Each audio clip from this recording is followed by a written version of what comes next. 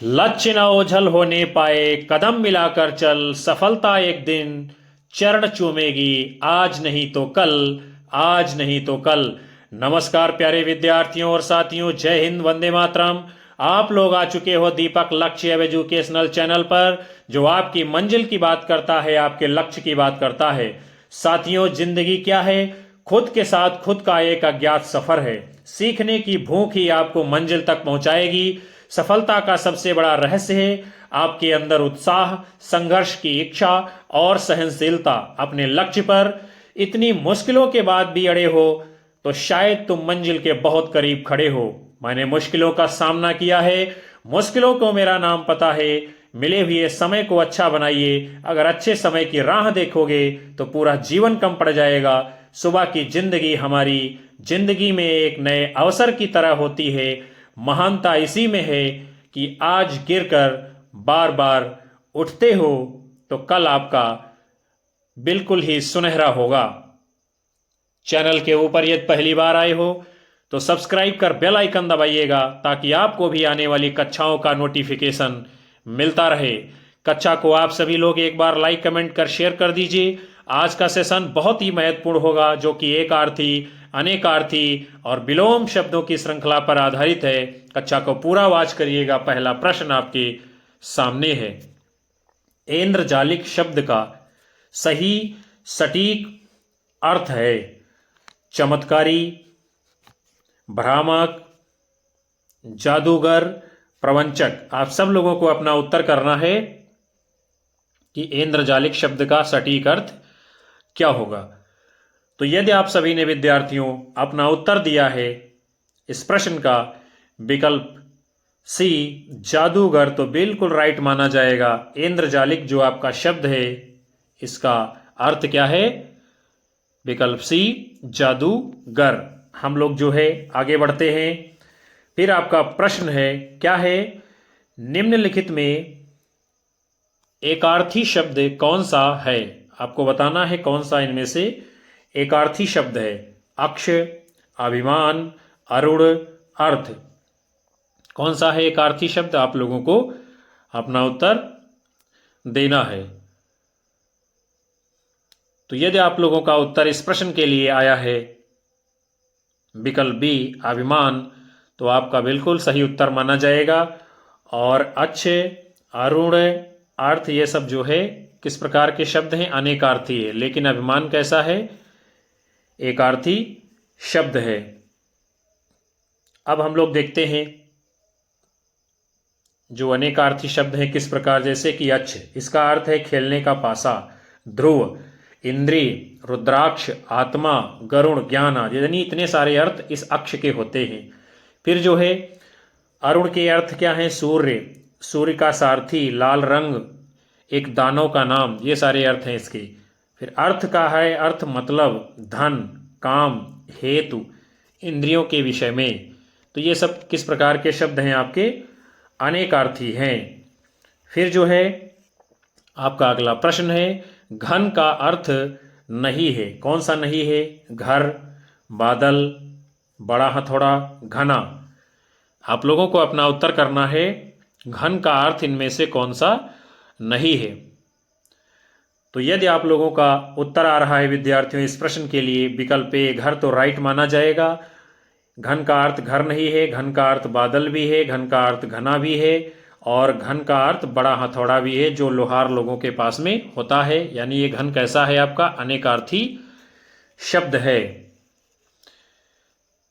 फिर जो है घन के अन्य अर्थ भी हैं, जैसे कि बादल, बड़ा हथौड़ा, तीन का घात, जिसमें लंबाई, चौड़ाई, ऊंचाई के बराबर हो, घना, ये सारे घन के अर्थ हैं। उसके बाद में आपका अगला प्रश्न है, खग का अर्थ नहीं है। कौन सा नहीं है खग का अर्थ? आकाश, बाण, तारा, पक्षी। आप लोगों को बताना है कौन सा अर्थ जो है खग का नहीं है। तो यदि आप सबका उत्तर इस प्रश्न के लिए आया है, यदि विकल्प ए आकाश, तो राइट माना जाएगा। खग का अर्थ आकाश नहीं है। खग यानी कि बाण को भी कहते हैं, पक्षी को भी कहते हैं और तारा को भी कहते हैं। अर्थात ये किस प्रकार का शब्द है? आपका अनेकार्थी शब्द है। और आकाश के जो है अन्य पर्यायवाची हैं, जैसे कि गगन, अंबर, नभ, व्योम, अभ्र इत्यादि। और जो है शब्द बाण, तारा, पक्षी, ये सब खग के अर्थ हैं। हम लोग आगे बढ़ते हैं। फिर जो है आपका अगला प्रश्न है, निम्नलिखित में से कौन सा शब्द अनेकार्थी नहीं है? आपको बताना है कौन सा अनेकार्थी नहीं है। आयु, पत्र, मान, अंक। तो कौन सा नहीं है इनमें से अनेकार्थी? तो यदि आप लोगों का उत्तर आया है इसके लिए विकल्प ए आयु, तो सही माना जाएगा। आयु शब्द अनेकार्थी नहीं है। और पत्र, मान, अंक ये शब्द किस प्रकार के हैं? ये सभी हैं आपके अनेकार्थी शब्द। यहां पर जो है आयु से तात्पर्य क्या है? संपूर्ण जीवन की अवधि, इसको ही आयु कहते हैं। जैसे कि आप दीर्घायु हो, आपकी आयु लंबी है। फिर पत्र जो है चिट्ठी, पंख, पत्ता, इसके अर्थ हैं। मान के इज्जत, नाप तौल, अभिमान, ये भी इसका अर्थ है। और अंक के अर्थ है नाटक के अंक, अध्याय, चिन्ह, संख्या, यानी ये तमाम सारे इसके अर्थ हैं। फिर आपका अगला प्रश्न है, कौन सा शब्द अनेकार्थी नहीं है? पृष्ठ, पानी, फल, पाप, कौन सा नहीं है इनमें से अनेकार्थी? आप लोग अपना उत्तर दीजिए। यदि इसका अर्थ आया है, आंसर आया है आप लोगों का विकल्प डी पाप, तो सही माना जाएगा। बाकी आपके पृष्ठ हैं, फल है, पानी, ये सब किस प्रकार के शब्द हैं? अनेकार्थी शब्द हैं। जैसे कि पृष्ठ के तमाम सारे अर्थ होते हैं। पीठ, पीछे का भाग, ऊपरी सतह, पुस्तक का पन्ना। पानी के तमाम अर्थ हैं इज्जत, जल, वर्षा, चमक, स्वाभिमान, लज्जा। फल के अर्थ हैं परिणाम, लाभ, शस्त्र का अग्रभाग, कर्मयोग, मेवा इत्यादि। उसके बाद में फिर आपका अगला प्रश्न है, निम्नलिखित में से अनेकार्थी शब्द कौन सा है? अनुरोध, प्रार्थना, अवस्था, घन, कौन सा है इनमें से अनेकार्थी? आप लोगों को बताना है, अपना उत्तर करना है। तो इसमें से जो अनेकार्थी है, यदि आप लोगों ने अपना उत्तर दिया है विकल्प टी घन, तो बिल्कुल ही सही जवाब आप लोगों का माना जाएगा। जैसे कि घन के अर्थ क्या हैं? मेघ, समूह, घंटा, लंबाई, चौड़ाई, मोटाई के समान चौकोर वस्तु, एक सुगंधित घास, अभ्रक, कफ इत्यादि, ये सब घन के तमाम सारे अर्थ हैं। उसके बाद में आपका अगला प्रश्न है, किस विकल्प में कोई भी शब्द अनेकार्थक शब्द अर्क का अर्थबोधक नहीं है? शब्द है आपका अर्क, इसके कौन से अर्थ यानी किस विकल्प में नहीं है? सूर्य, मदार, इंद्र, अग्नि, स्फटिक, प्रकाश किरण, कामदेव, घी। तो जो नहीं है अर्क के अर्थबोधक शब्द आपका विकल्प डी कामदेव, घी। बाकी अर्क का अर्थ सूर्य भी होता है, मदार भी होता है, इंद्र, अग्नि, स्फटिक, प्रकाश किरण, ये सभी तमाम सारे अर्क के अर्थ हैं। उसके बाद में आपका अगला प्रश्न है, द्विज शब्द का अर्थ है ब्राह्मण, दांत, पक्षी, इनमें से सभी। तो यदि आप सभी ने इस प्रश्न के लिए अपना उत्तर दिया है विकल्प डी, तो बिल्कुल सही माना जाएगा। द्विज का अर्थ ब्राह्मण भी होता है, द्विज का अर्थ पक्षी भी होता है, द्विज माने दांत भी होता है। फिर जो है इस शब्द के अर्थ हैं जैसे कि पक्षी, दांत, ब्राह्मण, क्षत्रिय, वैश्य, चंद्रमा, ये सब जो है द्विज के तमाम सारे अर्थ होते हैं। उसके बाद में फिर जो है आपका अगला प्रश्न है, अनेकार्थक शब्द के रूप में गुरु का कौन सा अर्थ अनुपयुक्त है, अनुपयुक्त यानी कि जो सही नहीं है। शब्द है आपका गुरु, पचाने में कठिन, शिक्षक, भारी, एक नक्षत्र। तो इस प्रश्न में क्या है विद्यार्थियों, गुरु का अर्थ पचाने में कठिन, भारी, शिक्षक और नक्षत्र, ये तमाम सारे अर्थों में इसका प्रयोग होता है। यानी क्या है, इसमें आपका सभी यानी आल जो है सही माना जाएगा। यदि आप देखते हैं बृहस्पति ग्रह को भी गुरु कहा जाता है। उसके बाद में क्या है, शब्द युग्म है। तरणी और तरणी शब्द युग्म का सही अर्थ है। नाव सूर्य, सूर्य नाव, युवती नाव, सूर्य युवती। तो जो सही अर्थ है आपका विकल्प बी, तरण का अर्थ है सूर्य और तरणी का अर्थ है नाव। सूर्य के पर्याय हैं जैसे कि मार्तंड, दिनकर, रवि, भास्कर, सविता, पतंग, दिवाकर, हंस, आदित्य, भानु, अंशुमाली आदि। नाव के पर्यायवाची हैं तरणी, जलयान, तरी, डोंगी, पतंग इत्यादि। फिर हम सभी लोग आगे बढ़ते हैं। आपका अगला प्रश्न है, कौन से शब्द युग्म का अर्थ भेद सही नहीं है, यानी जो गलत है उसे आपको बताना है। तो सबसे पहले है अनिष्ट, अनिष्ट बुरा, निष्ठाहीन। अचल, अचला, पर्वत, नारी।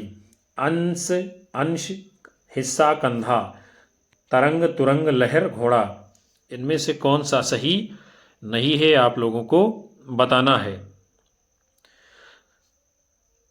तो जो सही नहीं है इस प्रश्न में आपका उत्तर आ रहा है यदि विकल्प बी, तो बिल्कुल राइट माना जाएगा। अचल का अर्थ पर्वत नहीं है, अचला का अर्थ नारी नहीं है, अर्थात यही आपका गलत है। बाकी अनिष्ट माने बुरा होता है, अनिष्ट माने निष्ठाहीन यानी ये सही है। अंश माने हिस्सा होता है, अंश माने कंधा होता है, ये भी सही है। तरंग माने लहर होता है, तुरंग माने घोड़ा होता है, यानी ये भी सही है। बाकी सारे अर्थ इसके सही हैं। फिर आपका अगला प्रश्न है, अद्य, आद्य शब्द युग्म का सही अर्थ किस विकल्प में है। आज, प्रथम, प्रथम प्राचीन, अधिक पुराना, प्राचीन प्रथम। तो जो सही युग्म है आपका विकल्प ए, अद्य माने आज होता है और आद्य माने प्रथम होता है। फिर हम सभी लोग आगे बढ़ते हैं। आपका अगला प्रश्न है, कोड़ी, कौड़ी शब्द युग्म का सही अर्थ किस विकल्प में है आपको बताना है। एक समुद्री जीव का खोल, 20 का समूह। 20 का समूह एक समुद्री जीव का खोल। कुष्ठ रोगी, 20 का समूह। एक खेल का नाम, 20 का समूह। शब्द युग्म है आपके कोड़ी और कौड़ी। तो कौन सा इसका सही अर्थ होगा आप लोगों को बताना है। तो इसके लिए यदि आप लोगों का उत्तर आ रहा है विकल्प बी, तो सही माना जाएगा। कोड़ी का अर्थ है 20 का समूह, उसे कोड़ी कहते हैं। और कौड़ी क्या है, एक समुद्री जीव का खोल जो होता है उसे ही क्या कहा जाता है, कौड़ी। फिर जो है आपका अगला प्रश्न है, कौन से शब्द युग्म का अर्थ संगत नहीं है। टुक, टूक, टुकड़ा, फटा हुआ। अंश, अंश, हिस्सा, कंधा। दंश, दश, डंक, 10। अथक, अकथ, बिना थके, जो कहा ना जा सके, यानी जो संगत नहीं है वो आपको बताना है। तो इस प्रश्न के लिए आप सभी का यदि उत्तर आ रहा है विकल्प ए जो संगत नहीं है, तो सही माना जाएगा। टुक का अर्थ टुकड़ा नहीं है, टूक का अर्थ फटा हुआ नहीं है, इसीलिए क्या है ये गलत है। फिर अंश माने हिस्सा होता है, अंश माने कंधा होता है, ठीक है। दंश माने डंक होता है, दश माने 10 होता है, ये भी सही है। अथक माने बिना थके और अकथ माने जो कहा ना जा सके, तो ये भी जो है आपका सही माना जाएगा। फिर हम लोग जो है क्या है आगे देखते हैं विलोम शब्दों के बारे में। यानी जो है विलोम की दृष्टि से एक युग्म अशुद्ध है, उसे आप लोगों को बताना है कौन सा सही नहीं है। गमन, आगमन, निषिद्ध, विहित, आमिष, सामिष, व्यास, समास। आप लोगों को अपना उत्तर करना है कौन सा विलोम युग्म इनमें से अशुद्ध है। तो यदि आप सभी का उत्तर इस प्रश्न के लिए आ रहा है विकल्प सी, तो राइट माना जाएगा। ये क्या है, आमिष का विलोम सामिष नहीं निरामिष होता है। गमन का आगमन बिल्कुल सही है। निषिद्ध का विलोम विहित है। व्यास का विलोम समास है, ये भी बिल्कुल सही है। हम लोग आगे बढ़ते हैं। और आमिष का निरामिष होता है, अभी हमने आपको ऊपर बताया है। फिर जो है कुछ और हम विलोम शब्दों को देख लेते हैं। आमिष निरामिष हो गया।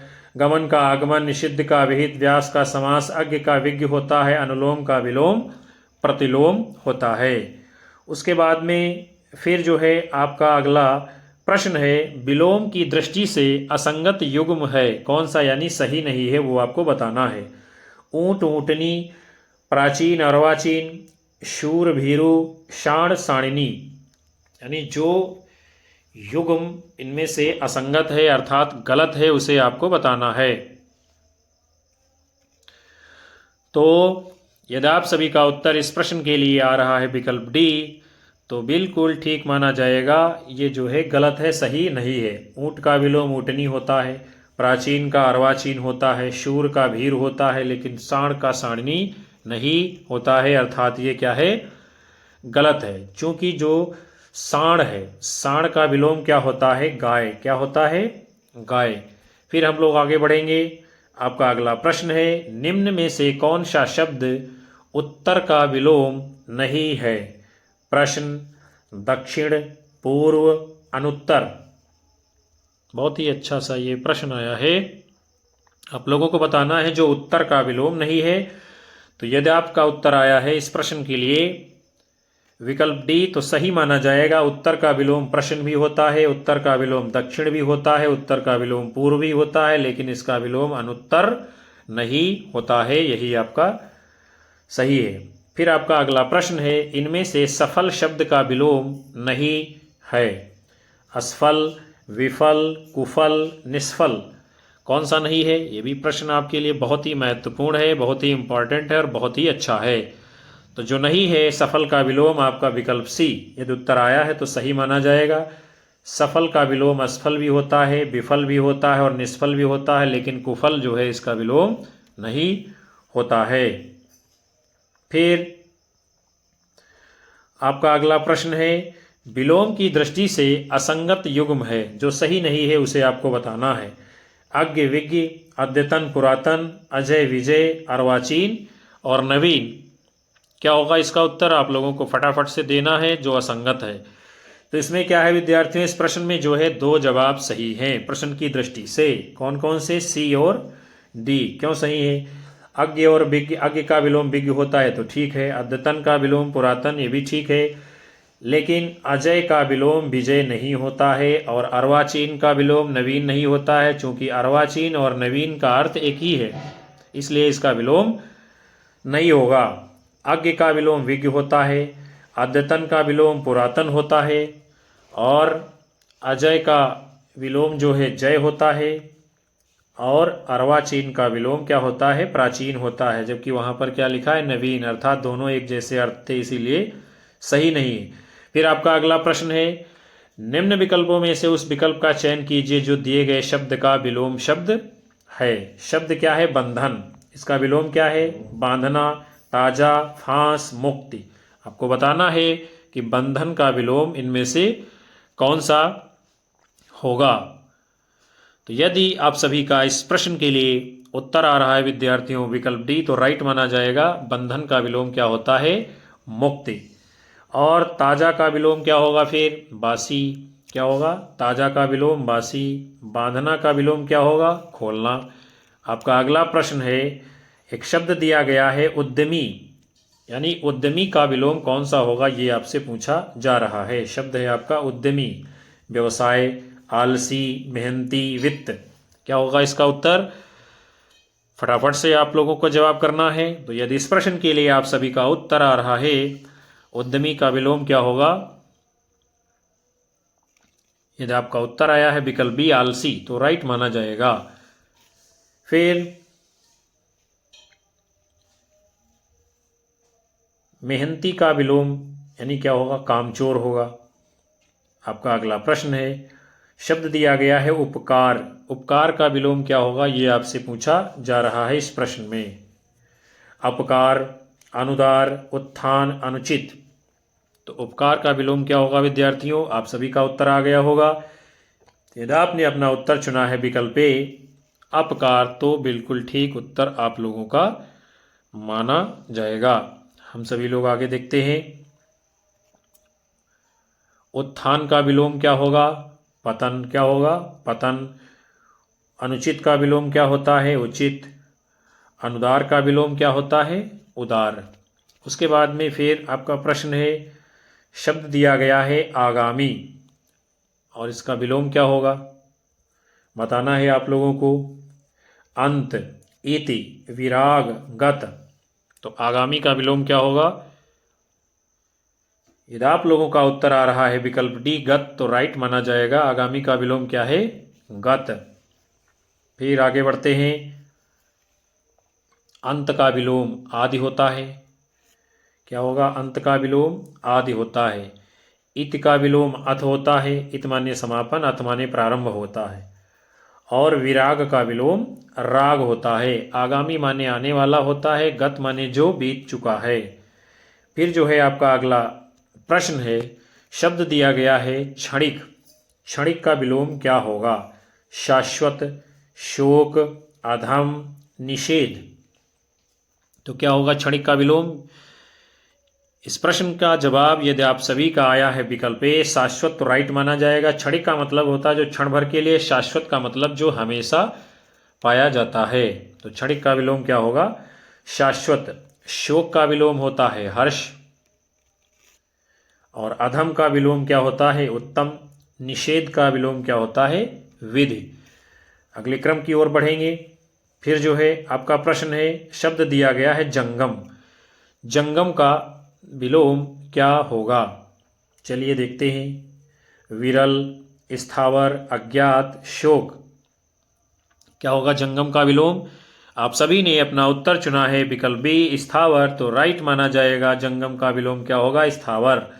जंगम मतलब जो जीवन को अपना चल चल करके व्यतीत करता है। स्थावर मतलब जो स्थिर होकर के जिसका जीवन व्यतीत होता है। फिर जो है विरल का विलोम क्या होगा? अविरल। अज्ञात का ज्ञात होगा, शोक का हर्ष होगा। उसके बाद में आपका अगला प्रश्न है, शब्द दिया गया है उन्मूलन। शब्द का विलोम इनमें से कौन सा है? शब्द है आपका उन्मूलन। विकल्प है उन्नयन, रोपण, आरोपण, उपरिक्त में से कोई नहीं। क्या होगा उन्मूलन का विलोम? तो यदि आपने अपना उत्तर दिया है विकल्प बी रोपण, तो राइट माना जाएगा। उन्मूलन शब्द का विलोम क्या है? सही, रोपण। उन्मूलन का शाब्दिक अर्थ होता है जैसे जड़ से उखाड़ देना। आरोपण माने लगाना यानी कि स्थापित करना, इसीलिए ये आपका जो है सही उत्तर होगा। उसके बाद में फिर जो है आपका अगला प्रश्न है, महार्धता का विलोम है शुचिता, अत्यर्धता, अल्पार्धता, उपरिक्त में से कोई नहीं। महार्धता का विलोम क्या होगा आप लोगों को बताना है। तो यदि आप सभी का इस प्रश्न में उत्तर आ रहा है विकल्प सी, तो राइट माना जाएगा। महार्धता, महा यानी अल्पार्धता, अल्प। फिर जो है महार्धता का शाब्दिक अर्थ क्या है? महंगी होता है। क्या होता है? महंगी। महंगी जैसे कोई सामान है, महंगी कोई वस्तु है, स्त्रीवाचक संज्ञा शब्द है।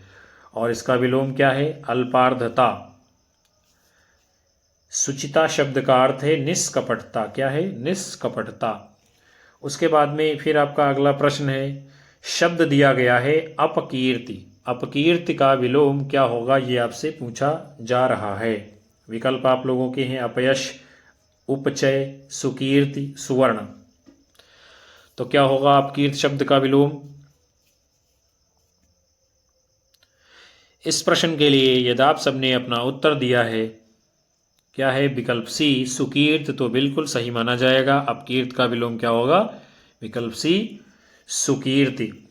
यश का विलोम होता है अपयश, अपचय का विलोम जो है उपचय होता है। उसके बाद में आपका अगला प्रश्न है, शब्द दिया गया है अभ्यस्त।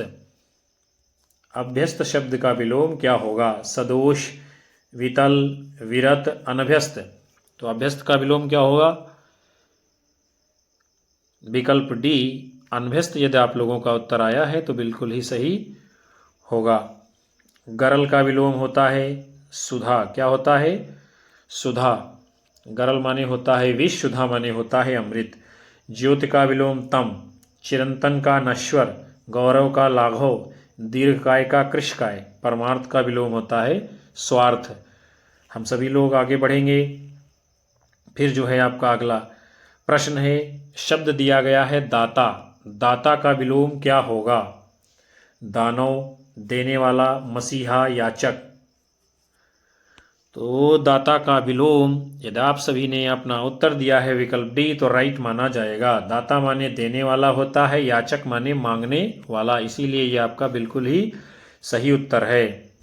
फिर जो है दानव शब्द का विलोम क्या होता है? दानव का होता है मानव या देव। विपद का होता है संपद। ऋजु का होता है कुटिल। रूपवान का कुरूप होता। बहिरंग का अंतरंग विलोम होता है। फिर हम सभी लोग अगले क्रम की ओर बढ़ेंगे। आपका अगला प्रश्न है,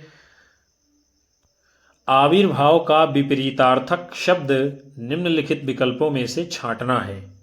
विपरीतार्थक मतलब विलोम शब्द। शब्द दिया गया है आविर्भाव, अंतर्धान, सुप्त, तिरोभाव, समभाव। तो आविर्भाव का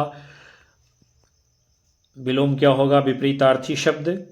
आप सभी ने यदि अपना उत्तर चुना है विकल्प सी तिरोभाव तो बिल्कुल ही सही माना जाएगा। आविर्भाव का विलोम क्या है? तिरोभाव। उसके बाद में आपका अगला प्रश्न है, आग्रह का विलोम है याचना, दुराग्रह, साग्रह, अनुरोध। तो आग्रह का विलोम क्या होता है? विकल्प बी दुराग्रह आपका सही उत्तर होगा। विलोम शब्द का शाब्दिक अर्थ होता है उल्टा या विपरीत अर्थ देने वाला।